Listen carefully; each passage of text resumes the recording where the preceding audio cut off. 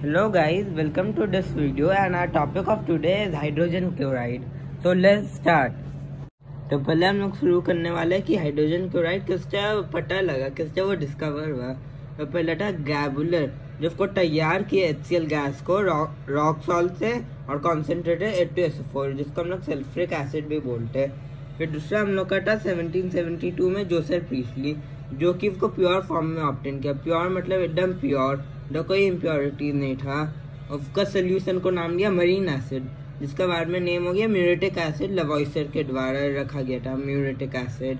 फिर 1810 में डेवी बोल के एक साइंटिस्ट थे, जो इसका नाम हाइड्रोजन क्लोराइड रख दिया। अब बात करें तो ये हम लोग को खा मिलता है, तो इसका ऑक्रेंस है वोल्केनिक गैसेस और गैस्ट्रिक जूसेस ऑफ मैमल्स। तो वोल्केनिक गैसेस का मतलब जैसे ज्वाला जब फटता है वोल्केनो के पास, तो उधर का जो पास का गैस होता है उधर आपको मिलेगा HCl गैस। और साथ में gastric juices of mammals, example के लिए हम लोग का गैस्ट्रिक जूसेस में आपको HCl मिलेगा। और एक और बात याद रखना है कि HCl एक पोलर कोवैलेंट है। अब जब हम लोग बात करें HCl को किससे हम लोग प्रिपेयर कर सकते हैं, तो पहले है कि सिंथेसिस रिएक्शन। तो हम लोग को क्या करना है, H2 को लेना और Cl2 गैस को लेना है, H गैस और Cl गैस को, उसको डिफ्यूज सनलाइट में रखना है और वो 2HCl बनाएगा। फिर हम लोग को ध्यान रखना है कि हम लोग को मॉइस्ट हाइड्रोजन लेना है ताकि ये रिएक्शन स्पीड अप हो सके। मॉइस्चर एक कैटलिस्ट जैसे एक्ट करेगा। कैटलिस्ट वो होता है जो एक रिएक्शन को स्पीड कर दे या स्लो कर दे। तो जब हम लोग बात करते हैं इस रिएक्शन का, तो ये धमाका कर सकता है अगर उसको डायरेक्ट सनलाइट में रखे, और ये नेग्लिजिबल होगा, अंधेरा में ये होगा ही नहीं ऑलमोस्ट। और बाकी मैंने आगे बताया ये मॉइस्चर कैटलिस्ट जैसे काम करते हैं। फिर एक और तरीका है हम लोग का डायरेक्ट कॉम्बिनेशन से, कि जब हाइड्रोजन बर्न हो रहा है वो क्लोरीन में भी बर्न होगा, हाइड्रोजन क्लोराइड बनाएगा। तो हम लोग अपना दूसरा प्रोसेस में जाते हैं। तो हम लोग क्या करेंगे, मेटालिक क्लोराइड को हम लोग कॉन्सेंट्रेटेड सल्फ्रिक एसिड के साथ मिलाएंगे। तो मेटल क्लोराइड पे सल्फ्रिक एसिड व्हेन डेल्टा बोलते हैं, इसको हीट देने के लिए होता है। Metallic sulphide plus hydrogen chloride. Second NaCl, एक सॉल्ट है, एकदम कॉमनली घर में आपको मिलेगा। सल्फ्रिक एसिड कॉन्सेंट्रेटेड, इम्पॉर्टेंट है, कॉन्सेंट्रेटेड होना चाहिए, ज़्यादा क्वांटिटी में होना चाहिए, पानी से ज़्यादा क्वांटिटी में। क्या 200 डिग्री से कम हीट किया जाए इसको, तो बनाएगा मेटाल सोडियम बाइसल्फेट और HCl कौन सा फॉर्म में होगा, गैस के फॉर्म में होगा।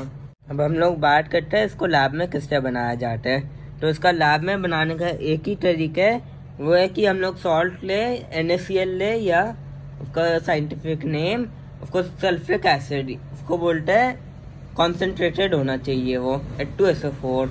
उसको 200 डिग्री से कम हीट करना है, तो हम लोग को सोडियम बाइसल्फेट और हाइड्रोजन क्लोराइड गैस मिलेगा। अब कई बार क्या होता है, हम लोग उसको 200 डिग्री से ऊपर हीट कर देते हैं, तो उधर हम लोग को 2 NaCl का ज़रूरत पड़ेगा। सल्फ्रिक एसिड सेम रहेगा क्वांटिटी, 200 डिग्री से ऊपर हीट करेगा तो हम लोग का बन जाएगा सोडियम सल्फेट, और बन जाएगा हम लोग का HCl गैस, ज़्यादा HCl गैस मिलेगा। पर ये प्रोसेस को हम लोग यूज़ नहीं करते, ये हम लोग बाद में जानेंगे क्यों। जब हम लोग रिएक्टेंस का बात करते हैं, रिएक्टेंस वो चीज़ है जो एक साथ में रिएक्ट करता है। तो रिएक्टेंस इधर है हम लोग का सोडियम क्लोराइड NaCl, कॉमनली इसको सॉल्ट भी बोला जाता है। और दूसरा हम लोग का है कॉन्क्रीट सल्फ्रिक एसिड, जिसको H2SO4 बोलते हैं, कॉन्सेंट्रेटेड है। कॉन्क का मतलब कॉन्सेंट्रेटेड। प्रोडक्ट्स मतलब जब दो रिएक्टेंस जब रिएक्ट करते हैं तो वो एक प्रोडक्ट फॉर्म करते हैं। तो इसका प्रोडक्ट होगा सोडियम बाइसल्फेट, और हम लोग का होगा हाइड्रोजन क्लोराइड।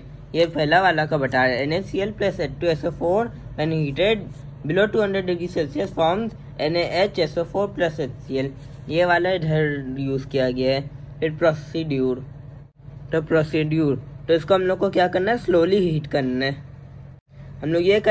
हम लोग को ये ऑब्जर्वेशन मिलेगा कि जब हम लोग HCl गैस को बनाते हैं, उधर HCl गैस ऑब्टेन होगा और डिलीवरी ट्यूब के थ्रू वो बबल कर जाएगा ड्राइंग एजेंट के थ्रू। ड्राइंग एजेंट को वॉटर बॉटल ले बोला गया है।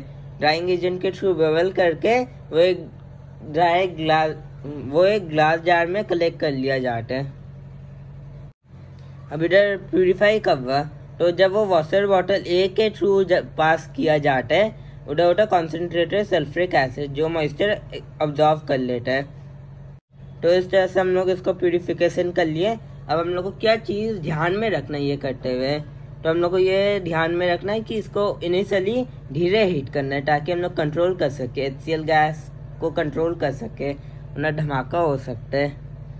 उसका जो लोअर एंड है, ये जो आप देख सकते हैं लोअर एंड, ये डिप होना चाहिए एसिड का लेवल के नीचे, ताकि जो HCl गैस हम लोग का ऑब्टेन हो वो इधर से भाग ना जाए बाहर। अब हम लोग इसको कलेक्ट किस तरह करें, इसको हम लोग कलेक्ट करते हैं अपवर्ड डिस्प्लेसमेंट ऑफ एयर, क्योंकि ये भारी है एयर में, भारी है एयर से। आइडेंटिफाई किस तरह करें, हम लोग क्या करेंगे, ग्लास रॉड लेगा, उसको अमोनिया में डिप करेंगे, फिर हम लोग उसको ये ग्लास जार के पास लाएंगे, तो क्या हम लोग देखेंगे डेंसाइड फ्यूम फॉर्म होगा अमोनियम क्लोराइड का। इधर रिएक्शन भी दिया हुआ है, Na3 + HCl फॉर्म NH4Cl। अब जब हम इधर आते हैं तो इधर हम लोग को समझाया जाता है कि हम लोग ये क्यों यूज़ कर रहे हैं, ये सारा सॉल्टी, ये सारा एसिडी और ये सारा प्रोसेस से क्यों यूज़ कर रहे हैं। तो पहले ये मेटालिक क्लोराइड NaCl है और एसिड है कंक्रीट H2SO4। तो NaCl इसलिए यूज़ किया गया है क्योंकि NaCl क्या चीप है, मतलब बहुत सस्ता है और ईजिली आपको कहीं भी मिल जाएगा वो कोई भी दुकान में। उसका कॉन्सेंट्रेटेड H2SO4 इज यूज, वो H2SO4 इसलिए यूज़ किया जाता है क्योंकि वो वॉलेटाइल नहीं है, वो वॉलेटाइल नहीं होगा और वो बहुत हाई बॉइलिंग पॉइंट होता है, वो जल्दी से बॉइल नहीं होगा, इवापोरेट नहीं होगा इतना जल्दी। और वो नॉन वॉलेटाइल होने के कारण वो क्या करेगा, डिस्प्लेस कर देगा वॉलेटाइल हाइड्रोजन क्लोराइड को हम लोग का नमक सोडियम क्लोराइड से। कॉन्सेंट्रेटेड नाइट्रिक एसिड क्यों हम लोग इस्तेमाल नहीं करता, हम लोग H2SO4 कॉन्सेंट्रेटेड सल्फ्यूरिक एसिड के जगह में हम लोग नाइट्रिक एसिड यूज़ नहीं कर सकते क्योंकि नाइट्रिक एसिड वॉलेटाइल होगा और वो वॉलेटाइल हम लोग का HCl गैस के साथ मिलके वो हम लोग का फ्लास्क को और हम लोग कॉन्सेंट्रेटेड नाइट्रिक एसिड इसलिए यूज़ नहीं कर सकते क्योंकि अगर हम लोग उसको यूज़ करेंगे तो वो वॉलेटाइल होगा और वो ग्लास को टुकड़ा टुकड़ा में तोड़ के बाहर निकल जाएगा, मतलब हम लोग यूज़ नहीं कर सकते। अब इसका टेम्परेचर क्या होगा, इसका टेम्परेचर हम लोग को ठीक से कंट्रोल करना पड़ेगा। तो क्या होगा अगर हम लोग उसको कम हीट करें या अराउंड 200 डिग्री सेल्सियस हीट करें, तो सोडियम क्लोराइड एक ही लगेगा और H2SO4 एक ही लगेगा।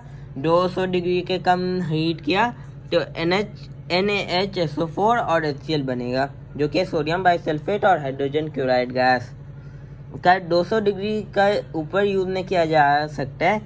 ये रिएक्शन है क्या होगा 2NaCl + H2SO4 जब 200 डिग्री से ऊपर हीट किया गया जब सोडियम सल्फेट बनाएगा और HCl बनाएगा। अब इसलिए हम लोग यूज़ नहीं करता क्योंकि पहले तो हम लोग को जलाने के लिए फ्यूल लगेगा, फ्यूल वेस्ट हो जाएगा ज़्यादा, क्या गैस अपैरेटस से ना गर्मी नहीं झेलने की वजह से क्रैक हो सकता है।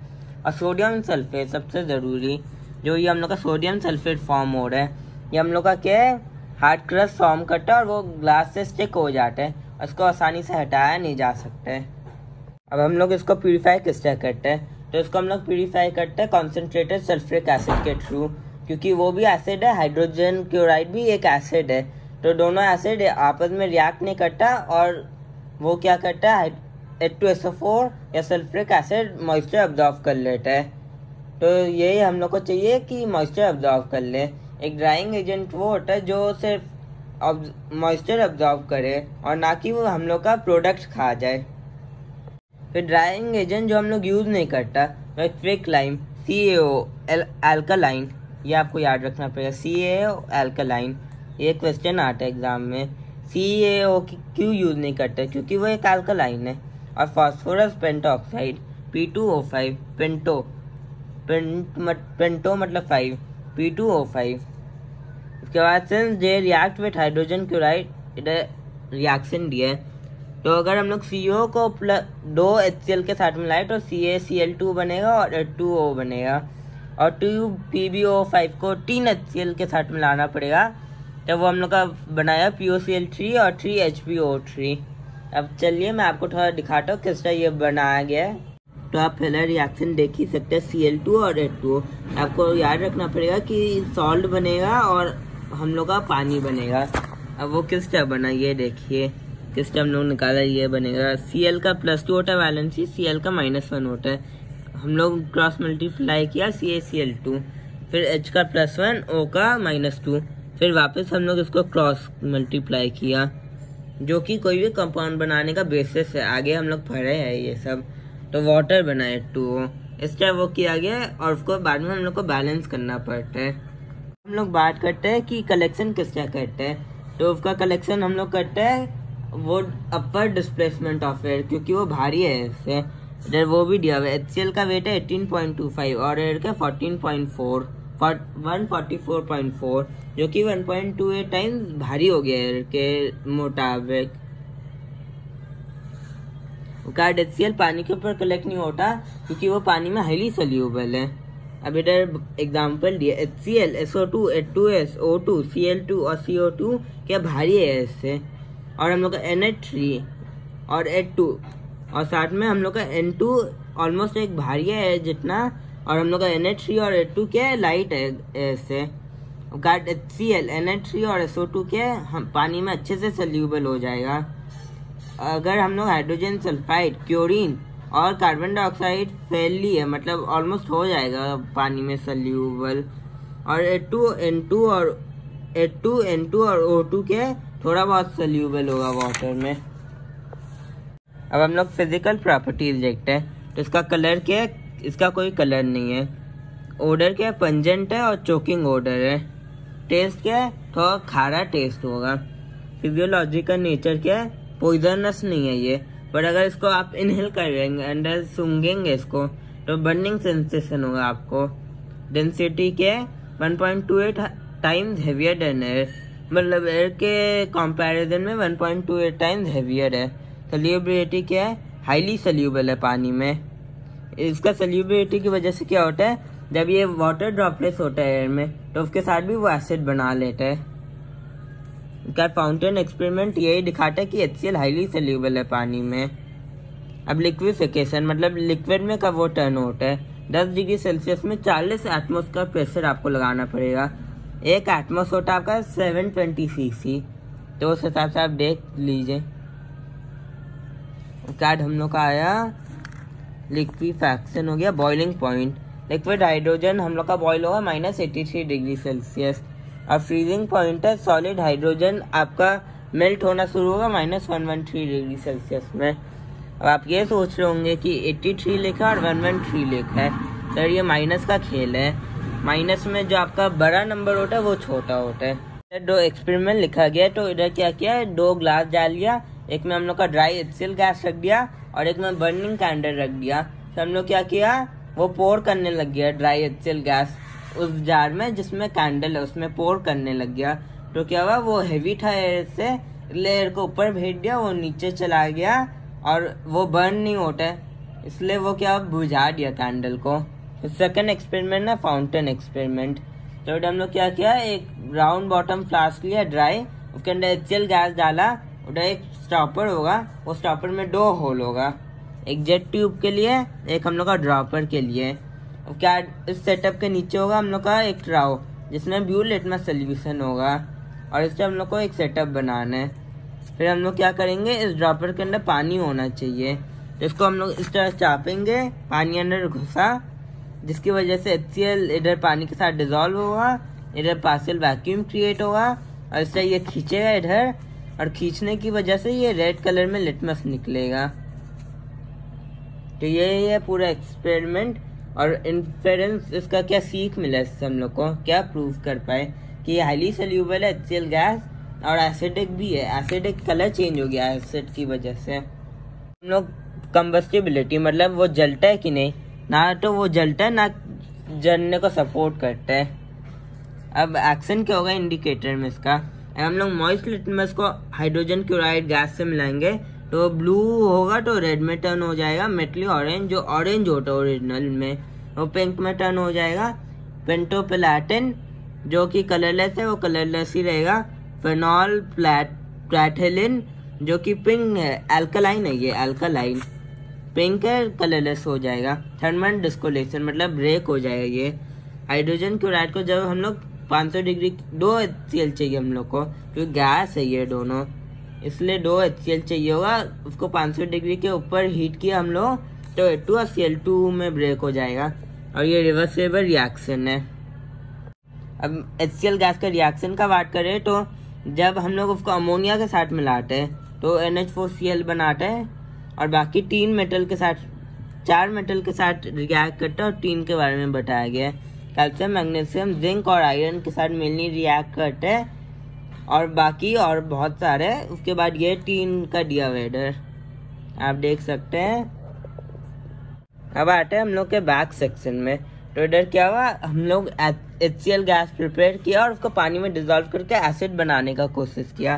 तो उससे क्या हुआ, अंडर रेट ऑफ अब्जॉर्प्शन ज़्यादा हो गया अंडर, तो HCl गैस उतना प्रिपेयर नहीं हो रहा है। एक वैक्यूम क्रिएट हो गया अंडर, जिसकी वजह से पानी ऊपर छन्ना शुरू हो गया और डैमेज कर दिया apparatus को। तो इसके लिए हम लोग क्या किया है, एक फनल लिया, उसको उल्टा करके इधर लगा दिया इसके साथ। तो इससे क्या हुआ, और ये सिर्फ टच करना चाहिए, पानी का लेवल को सिर्फ टच करना चाहिए। तो अब क्या होगा, अब सरफेस एरिया भी ज़्यादा हो गया तो ज़्यादा अब्जॉर्प्शन होगा, और ज़्यादा अब्जॉर्प्शन होगा अगर वैक्यूम भी क्रिएट होता है तो इधर क्या होगा, इधर का जो पानी है वो अंदर घुसना शुरू करेगा और इधर पानी में गैप हो जाएगा इधर, और ये ऑटोमेटिकली ऊपर उठ जाएगा और फिर इक्वलाइज हो जाएगा। ये इधर प्रेशर जब इक्वलाइज हो तब ये वापस गिर जाएगा और ये चलते रहेगा जब तक ये पूरा भर नहीं जाते HCl गैस से। यही है इधर। अब प्रॉपर्टीज ऑफ HCl के बारे में पढ़ेंगे। तो उधर हम लोग पढ़े गैस के बारे में, इधर एसिड के बारे में।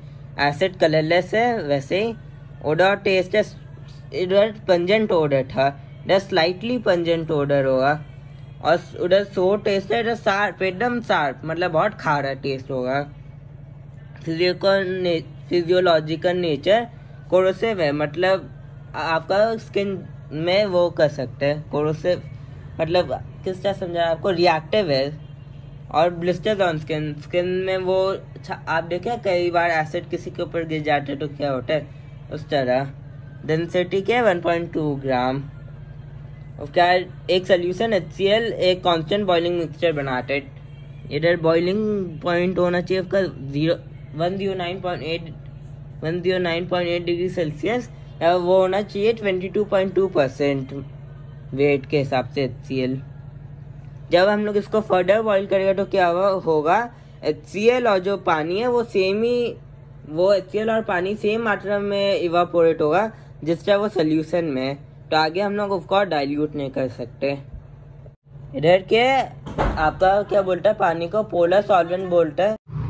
तो मोनोबेसिक नेचर होता है, मतलब अगर HCl का पानी एक्वस सोल्यूशन में मिलाएंगे तो एक HCl एक H+ फॉर्म होगा एक एसिड में।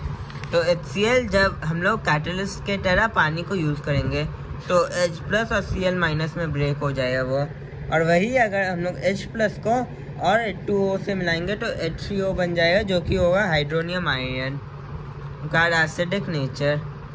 जो H+ का जो आयन है उसका प्रेजेंस HCl में होने की वजह से वो जो एसिडिक प्रॉपर्टीज है HCl का, वो उस एक्वस सोल्यूशन जिसमें आपने उसे डिजोल्व किया वो भी पा लेगा। मोनोबेसिक मतलब जब हम लोग पानी को कैटलिस्ट जैसे यूज़ करते हैं तो एक हाइड्रोजन एटम में ब्रेक होना, तो वो हो गया हम लोग का मोनोबेसिक। फिर डाई बेसिक, ट्राई बेसिक और भी बेसिक्स होते हैं। तो जब हम लोग हाइड्रोजन को पानी में मिलाते हैं तो वो क्या होता है, ब्रेक हो जाता है H+ और Cl- एटम में, जो पानी को प्रॉपर्टी दे देता है एसिडिक प्रॉपर्टीज HCl का, और एक इलेक्ट्रोलाइट बन जाता है। और जब हम लोग सेम टॉलिक्विन जो एक ऑर्गेनिक सॉल्वेंट होता है उसमें HCl डालेगा तो वो प्रॉपर्टी नहीं लेगा HCl का, और साथ में ना ही वो एक नॉन इलेक्ट्रॉइल होगा। क्या ये आपको याद रखना पड़ेगा, इसके बेसिस में आप ये सब फॉर्म कर सकते हैं। एसिड के साथ जब हम लोग एक्टिव मेटल को मिलाएंगे तो सॉल्ट प्लस हाइड्रोजन बनेगा। एसिड के साथ बेस मिलाएंगे तो सॉल्ट प्लस वाटर बनेगा।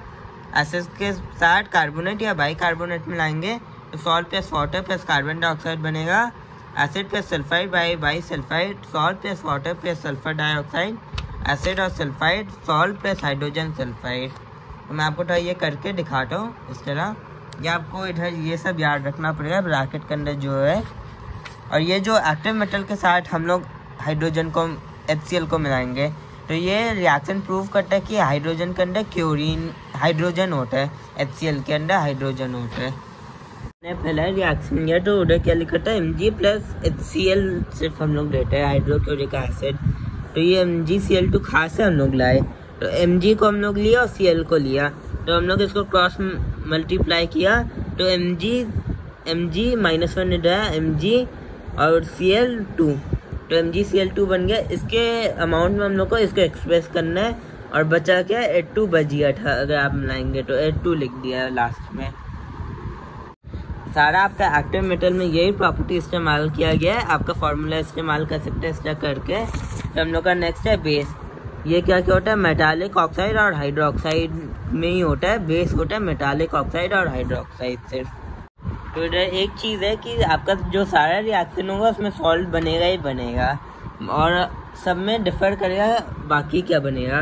जैसे एक्टिव मेटल के साथ मिलाया तो हाइड्रोजन बना, पर जब हम लोग वो सेम बेस को एसिड के साथ मिलाएंगे पानी बनेगा और सॉल्ट बनेगा, क्योंकि ये बेस हो गया और हाइड्रोजन क्लोराइड एक एसिड होता है, तो पानी आप तो नहीं है बनते, तो सॉल्ट प्लस पानी बन जाते हैं।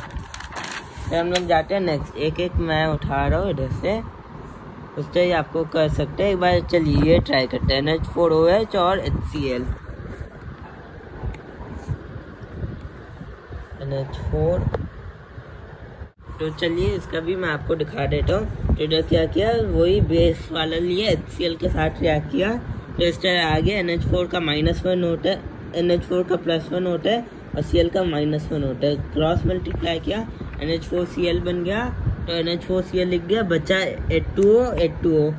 तो मैं आपको बोला ही था कि बेस के साथ HCl को रिएक्ट करेगा तो पानी बनेगा, तो पानी ही बना इधर भी। जब हम लोग के पास एक मेटालिक कार्बोनेट होगा तो हम लोग का क्या बन सकता है, सॉल्ट बनेगा, पानी बनेगा और कार्बोनेट है तो हम लोग का कार्बन डाइऑक्साइड बनेगा। बाइकार्बोनेट में भी कार्बन डाइऑक्साइड बनेगा, मेटालिक सल्फाइड में सल्फर डाइऑक्साइड बनेगा, मतलब गैस बनेगा।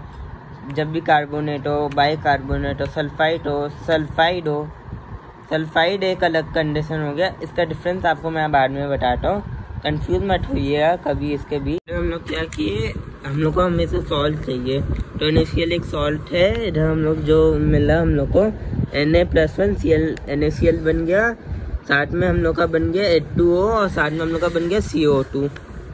तो हम लोग क्या हुआ, CO2 बनेगा CO3 का कंपाउंड में, जो भी हो CO प्रेजेंट हो मतलब CO2 बनेगा, और बाकी हम लोग का एक सॉल्ट बना एक पानी बना, और बाद में आपको बैलेंस करना पड़ता है इसको। हाँ तो आपको बैलेंसिंग दिखाता हूँ।